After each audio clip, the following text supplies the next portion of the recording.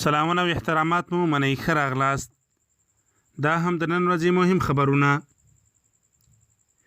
پکتیکا او بلخ ولایتونو کې یو څلوېښت عسکر او پولیس له خپلو دندو لاس په سر او طالبانو سره یوځای شوي.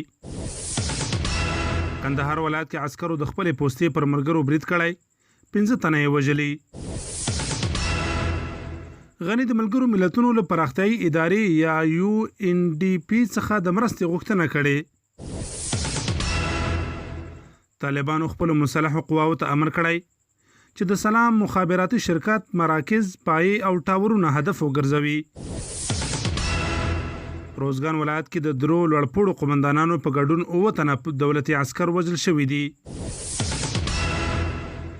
بلخ کې د هوایي برید له امله 4 تنو ملکیانو ته مرګ ژوبله اوښتې. د ایران مذهبي مشر آیت الله خامنه‌ای وایي چې سلیماني هیڅکله نه هیروي او له امریکا څخه به یې هرومرو غچ واخلي.